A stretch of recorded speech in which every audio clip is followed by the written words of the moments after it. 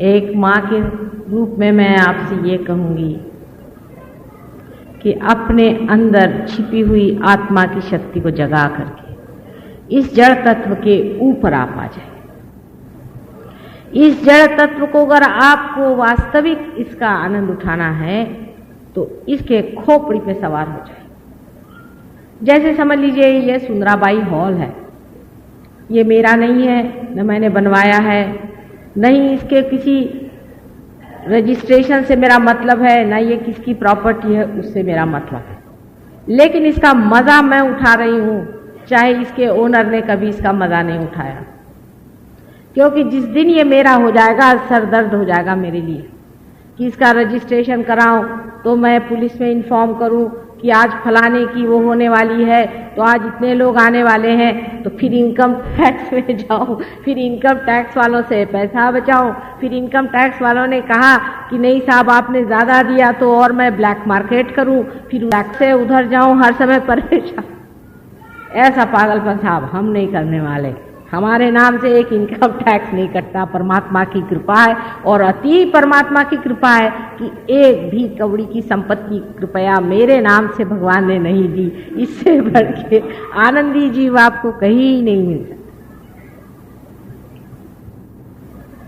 ये तो एक दिमागी जमा खर्च है कि ये आपके नाम चीज है, ये तो रजिस्ट्रेशन ऑफिस में लिखा है कि ये चीज आपकी है भाई, लेकिन कल जब आपका परवाना आ जाएगा तो रजिस्ट्रेशन ऑफिस तो यहीं रह जाएगा। तब इस जड़ तत्व के पीछे में क्यों परेशान। देखिए कि जब आप जागरूक हो जाएंगे तो आपको वाकई हंसी आई। जब मैं इस संसार में आई तो मुझे लगता था कि अजीब पागल खाने में आई हुई हूं मैं। यहाँ लोग ये छोटी छोटी चीज के लिए कि ये मेरा ये तेरा, और जबकि सबको पूरी तरह से मालूम है कि मेरा तो कुछ रहता ही नहीं, ये मेरा बेटा है, ये मेरी बहू है, ये मेरा बाप है। कभी कभी बड़ा आश्चर्य होता है कि मेरा कौन सा है। जो मेरा है, जो मेरा स्वार्थ है, मेरा जो स्व का अर्थ है, उसको जानने की बजाय किस चीज को ये लोग स्वार्थ समझे बैठे। स्वार्थ शब्द का अर्थ ही नहीं लगता है। स्व का अर्थ जहां लगे वही स्वार्थ।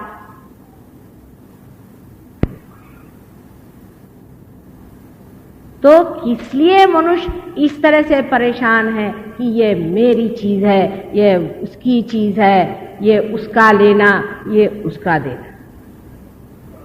इस चक्करबाजी में जब वो फंस गया, ये फंसा लिया उसने अपने को, कोई भगवान ने नहीं उसको फंसाया था। हाँ, उसको कुछ नहीं आप कह सकते कि परमात्मा ने आपको इसमें फंसाया, नहीं। आप ही सोचिए क्या परमात्मा ऐसी बेवकूफी में आपको फंसाए। ये जड़ तत्व है, ये आपके ऊपर रूल कर रहा है। आप बड़े बुद्धिमान बनते हैं और बड़े अक्लमंद बनते हैं, आपने बड़े बड़ी किताबें पढ़ी, आप बहुत बड़े पंडित हैं। मैं तो सोचती हूँ कि कोई जानवर भी इस तरह से किसी जड़ तत्व की परवाह नहीं करता। छोटे बच्चों को देखिए, खिलौने खेलते हैं, कभी घरौंदे बनाते हैं, कभी शिवाजी महाराज बनाते हैं, कभी वो बड़े बड़े घर बनाते हैं, फिर एक ठोकर मार के खड़े हो जाते हैं, दूसरा खेल खेलने लग जाते हैं। आप लोग जो इतने बड़े हो गए हैं, इतने प्रगल्भ होकर के इतना बड़ा दिमाग हो गया है, उसके अंदर कौन सी बड़ी भारी आपने अकल सीखी कि आपने इकोनॉमिक्स निकाल दिया। इकोनॉमिक्स का ही परम तत्व है कि कोई सी भी चीज सैशिएबल नहीं है। मैंने आज आपको एक चीज खरीदनी तो आप घर खरीद लीजिए। घर खरीदने के लिए दौड़ दाड़ करके आपने घर खरीद लिया।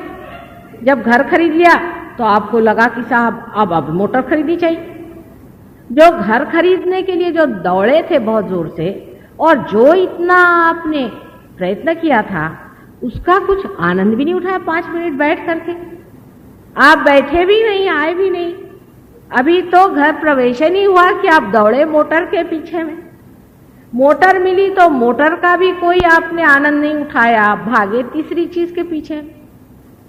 इसे क्या कहना चाहिए बताइए आप। इसे कोई समझदारी तो नहीं कह सकता। इसे कोई बड़ा भारी इवोल्यूशन तो आदमी नहीं कह सकता। सब इतने वर्षों की 12,000 वर्ष से मनुष्य संसार में है, सारी चीज को जोड़ समझ करके यही एक निकल आया। कम से कम अब जागना चाहिए कि इस जड़ तत्व ने कभी भी आनंद मनुष्य को दिया नहीं। अगर दिया होता तो यह सैशिएबल होता। तृप्ति जब हुई नहीं तो उस चीज के पीछे दौड़ना है। अच्छा, एक ही नहीं, आप देखते हैं कि अपने पिताजी भी ऐसे थे, उनके भी पिताजी ऐसे थे, उनके भी पिताजी ऐसे हैं, खानदान के खानदान चले आ रहे, तो भी फिर वही। कब मस्ती चढ़ेगी, कब रंग आएगा, कब मजा आएगा। तो बैठते ही नहीं आप, तो 1 मिनट बैठे, तो आए हैं 2 मिनट आराम से बैठिए, जरा सोचिए अपने बारे में। कहाँ आनंद को खोज रहे हैं हम लोग, किस जगह दौड़ रहे हैं, कहाँ पर खोज रहे हैं? यही इसी जगह, इसी क्षण, यही उसमें सिर्फ समाने की बात है। इस जड़ तत्व से अभिभूत होने की कौन सी ऐसी बड़ी भारी बात है? एक एक पागलों के मैं आपको अगर वर्णन दूं तो आप लोग हंसते हंसते लोटपोट हो जाएगा, हालांकि आप भी उनमें से कभी रहे होंगे। हम तो एक एक का अनुभव करते हैं तो आश्चर्य। एक साहब कहने लगे कि साहब मुझे तो जरूरी है कि आज ही लंदन पहुंच। मैंने कहा भाई ऐसी कौन सी आफत आ गई, अगर आज नहीं गए तो कल चले जाना। कौन सी ऐसी आफत आ गई, कौन सी आपकी नैया डूब रही है? नहीं साहब आज तो मैं कुछ नहीं कर सकता, आज तो मुझे पहुंचना ही। मैंने कहा क्यों भाई, क्या बात? बात यह है कि कल मुझे एक बॉलरूम डांसिंग वहां पे हो रहा है, क्वीन के सामने, वहां डांस करना। अरे भाई, वो क्वीन क्या जाने कि हजारों डांस कर रहे हैं, उनमें से तुम कौन सी बला हो? उसके लिए काहे मरे जा रहे हो? क्यों इतना आतंक मचा रखा है? समय के लिए भी मनुष्य इस कदर परेशान है। समय बचाना चाहिए, समय, घड़ी हर समय बांधे रहते। मेरे भी हाथ में घड़ी बंध गई, हालांकि मैं उसकी जरा भी परवाह नहीं करती, हमेशा आगा पीछा चलती रहती, पर आपकी खुशी के लिए घड़ी बांध ली मैंने। कुंडलिनी कभी टाइम से नहीं उठती है। अगर कोई कहे कि मैं आपको लिख देता हूं 5 बजे आपकी घड़ी उठे, घड़ी से आप मिला लेना, 5 बजे आपकी कुंडलिनी उठेगी, तो समझ लेना कि ये बड़ा शैतान और झूठा मक्कार आदमी। कुंडलिनी अपने टाइम से उठती है। जैसे कि आप नहीं कह सकते कि कल इस पेड़ में 5 बजे एक फल लगेगा, आप कहेंगे ऐसा? आप कह सकते हैं कोई भी कि कल 5 बजे इस पेड़ में इतने बजे बराबर एक फल निकल आएगा या एक फूल निकल आएगा? कोई सी भी जीवंत चीज आप एग्जैक्टली जिसको कहते हैं बता सकते हैं टाइम से किसी वक्त होगी? जब सभी कुछ अपने हिसाब से चल रहा है तो हम भी क्यों ना उसके हिसाब में अपना हिसाब मिला लें। उसके हिसाब से चलो तब तो ना मजा आएगा, नहीं तो घोड़ा एक चाल चल रहा है, आप तो दूसरी चाल चल रहे हैं। हो सकता है कि परमात्मा की चाल इधर है और आपकी उधर चल रही। ये सब चीजें आपको खींचती हैं और आपके कुंडलिनी को भी खींचती हैं। तो पहला तत्व हमारा जो है, जिसे हम गणेश तत्व कहते हैं, ये जड़ तत्व है। गणेश तत्व का मतलब है साक्षात ब्रह्म तत्व, लेकिन ये जड़ तत्व में पाया जाता है। कार्बन के जैसे 4 हाथ होते हैं, उसी तरह श्री गणेश के 4 हाथ हैं। और कार्बन जो है वो इन केमिकल्स का गणेश। कार्बन के आए बगैर कोई सी भी चीज जीव की उसमें आ नहीं सकती। माने जितने भी चीजों में जीव आया हो उसमें कार्बन का होना जरूरी होता है, और इसीलिए कार्बन ही सारे केमिकल्स में गणेश तत्व की तरह से बराबर बीचों में टेट्रावेलेंट 4 वैलेंसी वाला होता है। अब अगर मैं किसी केमिस्ट्री वाले से यह कहूं कि कार्बन जो है ये गणेश तत्व से संपादित है, माने पूर्णतः संतोष में है, वो चाहे तो 4 को ले ले, 4 को दे दे, क्योंकि 8 ही हो सकते हैं इसलिए। तो लोग कहेंगे कि माता जी कहां की बात कहां करें, क्योंकि आपने इसे देखा नहीं है, आपने इसे जाना नहीं है, आपने इसे सुना नहीं है। इसलिए आप ये सोच रहे हैं कि कार्बन का और गणेश जी का क्या संबंध हो सकता है। गणेश तत्व मैंने कल कहा था कि अबोधिता का तत्व है, जो मूलाधार चक्र जो सबसे नीचे में स्थित है उससे संबंधित है। और मूलाधार चक्र उसे कहते हैं जो के बिल्कुल ही सारे ही सृष्टि का आधार वो गणेश तत्व। अब देखिए गणेश जी, बहुत से अंग्रेज तो हंसते हैं गणेश जी की ये क्या सूंड निकाली हुई है। इधर भी लोग गणेश जी की पूजा वूजा करते हैं, पर उनको पता नहीं कि गणेश जी चीज क्या। गणेश जी अबोधिता का, इनोसेंस का, पवित्रता का एक बड़ा भारी प्रतीक है। और परमात्मा ने सारी सृष्टि बनाने से पहले, या आपका ही आदि शक्ति ने सारी सृष्टि की रचना करने से पहले श्री गणेश की रचना की। इस संसार को पूरी तरह से पवित्रता से भरा, और वही ब्रह्म तत्व है जो सारी चीज में व्यापित है। धीरे धीरे वो ब्रह्म तत्व की बाहरी हिस्से में पृथ्वी तत्व की आदि जड़ताओं से घिसता पिटता, जैसे कि कोई आकाश को बादल घिर लेते हैं, उस तरह से वो ब्रह्म तत्व हर एक में पूरी तरह से लिपटता हुआ, छिपता हुआ अंदर हो जाएगा। यह श्री गणेश का तत्व हमारे अंदर भी है, सबके अंदर है। और सबसे पहले क्योंकि इस तत्व को बनाया था, इसीलिए पहले हम लोग श्री गणेश की वंदना करते हैं। श्री गणेश को माना जाता है कि उनके तक ब्रह्मा, विष्णु और महेश तक नहीं पहुंच सकते। सबसे ऊंचे तत्व जो है श्री गणेश को माने जाते हैं, कारण जो भोला भाला सीधा साधा आदमी होता है उस तक कोई सा भी गुरु घंटाल नहीं पहुंच सकता।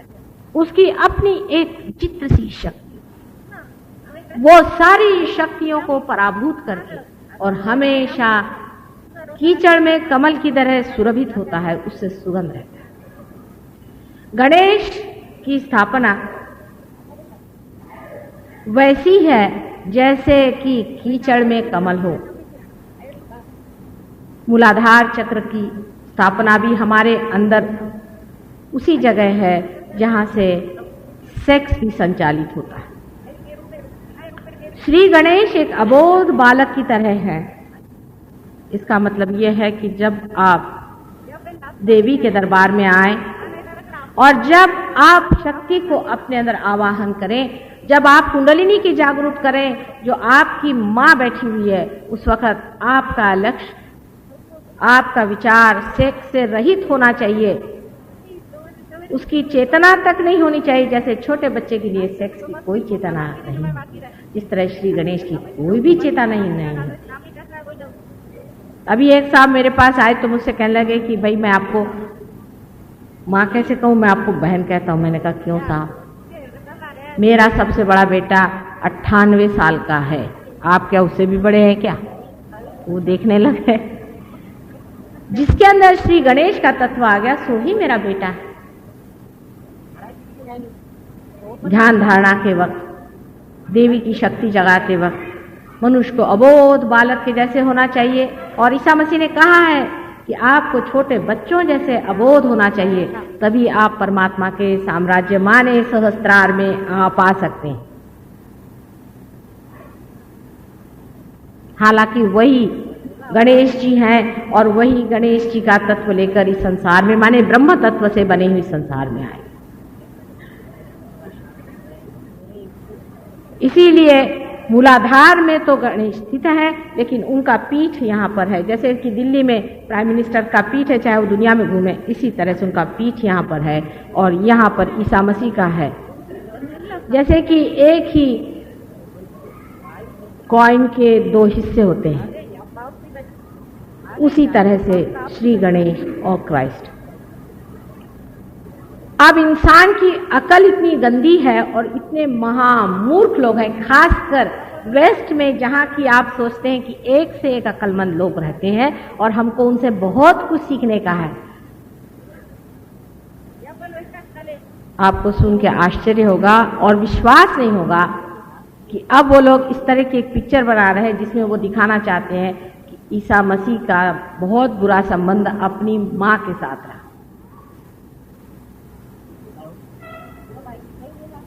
इन लोगों से, इन गधों से क्या सीखने का है हमको? इन्होंने इनकी माँ ही नहीं देखी, ये क्या जानेंगे ईसा मसीह की माँ को? हमारे देश के लोग इस चीज को समझ नहीं सकते। इसीलिए ये पुण्य भूमि है, ये योग भूमि है, ये बहुत बड़ी महान यज्ञ भूमि है। ऐसे गधे यहाँ पनप ही नहीं सकते। इस तरह के गधे लोग मैंने यहाँ कोई नहीं देखे। कोई होंगे एक आध कहीं पर ऐसे घूम रहे होंगे, आपने देखे हो तो बताइए।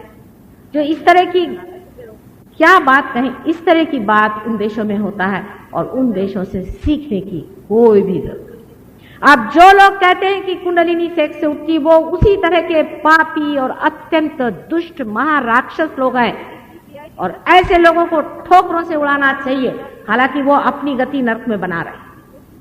जो भी लोग इस तरह की बातें करते हैं उनको पता होना चाहिए कि अपनी पवित्र मां का, अपनी कुंडलिनी का अपमान करने का बहुत बड़ा धारिष्ट वो कर रहे हैं और इसकी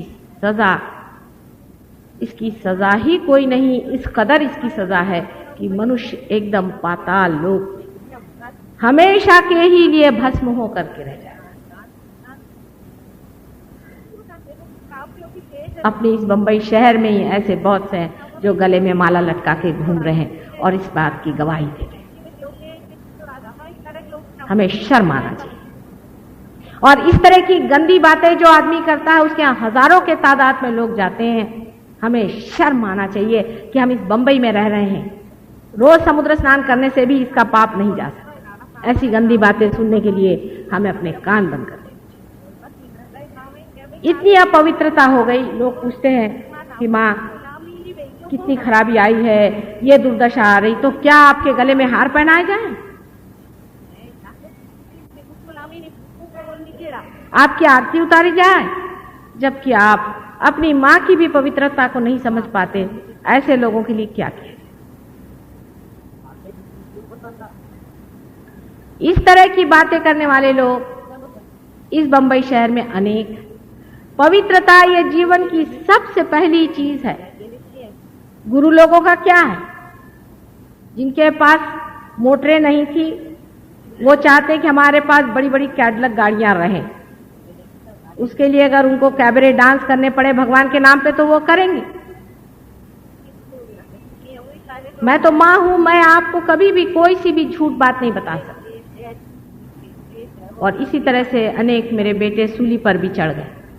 मैं सच बात आपसे आज बता देना चाहती हूँ कि जो आदमी इस तरह के विचार रखता है वो कभी भी परमात्मा के साम्राज्य में नहीं जा सकता। मनुष्य को अत्यंत उच्च विचार रखने चाहिए, कम से कम अपने अंदर पवित्रता रखनी चाहिए। जिसको अपनी माँ के प्रति भी पवित्रता नहीं है, ऐसा आदमी संसार में कुछ भी नहीं पा सकता। लेकिन लोगों को ऐसे गुरु अच्छे लगते हैं जो कहे अच्छा भैया तू जो भी करना है कर, पर सिधर दे। पैसा देना बहुत आसान है, आपने पैसा दे दिया, आप आराम से बैठो। ये पहला तत्व मूलाधार चक्र का है जो बहुत ही ज्यादा खराब हो चुका है।